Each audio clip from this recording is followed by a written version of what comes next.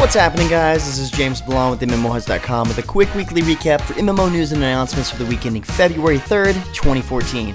And starting out this week's news, we've got the latest job path and new second job path for Ara Haan in Elsword. I had a feeling it wouldn't take that long, but her new job path names her Little Devil and empowers Ara's high-speed, burst damage attacks with an explosive dark magic kick.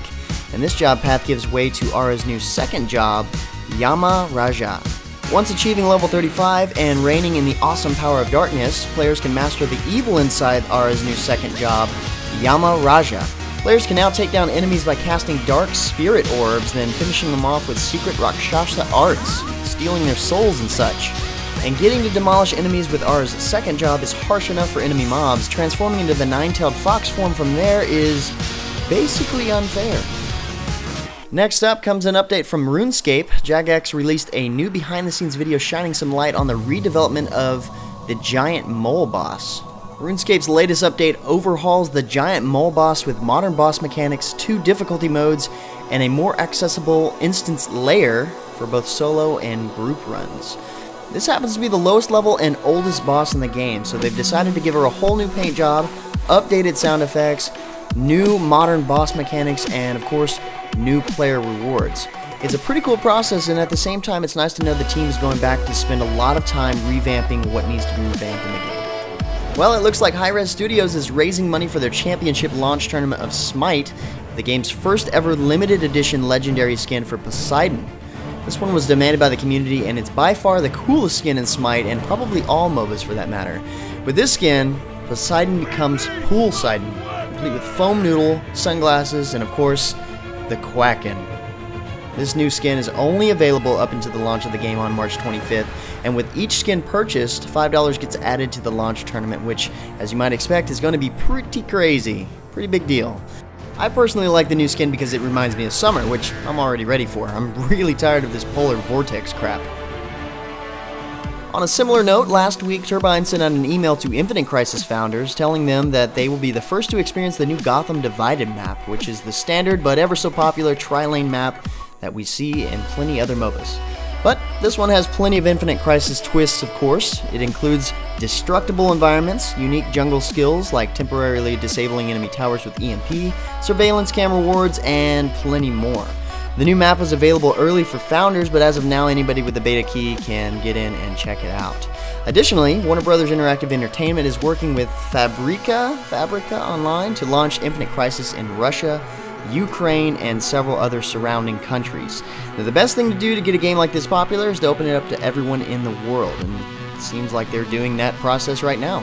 Also debuting a new location, Nexon Europe announced last week the opening of the official site for Lost Saga EU, just prior to the game's planned closed beta for this month. The site features details about the upcoming online brawler and also encourages players to discuss the game features and exactly what kind of game they'd like to see. If you're looking to play Lost Saga Europe, head over to the new site linked in the description below and start signing up for a beta key on February 6th. As I mentioned last week, Edge of Reality's gory fast-action comedy third-person shooter Loadout launched several days ago, instantly becoming a hit on Steam.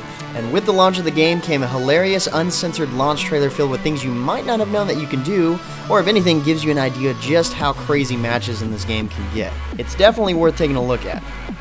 Next up, in celebration of the 4-year anniversary of Star Trek Online, Cryptic Studios released a look-back trailer to go along with the new fun events, games, and prizes within the celebration itself. The new trailer also showcases a bit of the latest update, Season 8.5, that brings tons of new updates and changes, including the brand new ship management system, revamped Federation episodic missions, a small space PvP arena, and plenty more.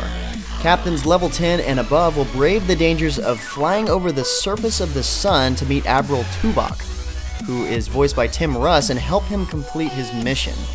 Additionally, captains will get the chance to fly in one of the new Dyson hybrid ships that are being introduced in the game for the first time. I remember my first Dyson. I loved it.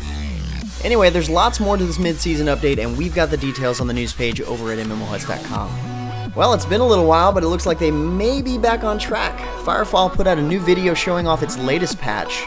In this patch, Red 5 is introducing several major new features and improvements to the game, some of which the community have been waiting for a while now.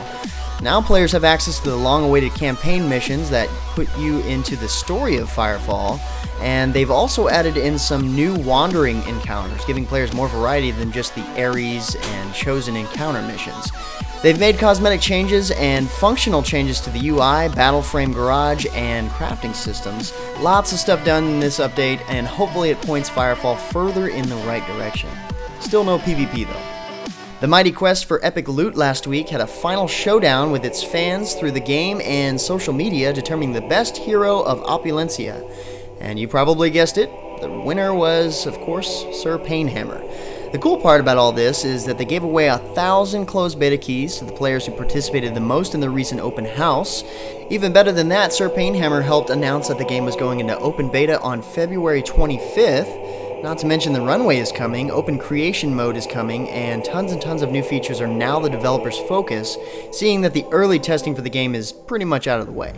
Next up, Sony Online Entertainment teases a story behind some of the new content coming to Dragon's Prophet. Their new video introduces Olandra, a new adventuring area that will increase the level cap in the game from 90 to 94, and will also introduce 3 new dungeons, one of which is an underwater 5-man legendary dungeon called the Shrine of Handras, which we've seen a little of from Dragon's Prophet EU. And according to the latest producer's letter, they're working towards a new dragon evolution system that allows players to train their dragon in multiple ways instead of just one, and at the same time, highlight the features of each dragon type. Looks like good stuff being added.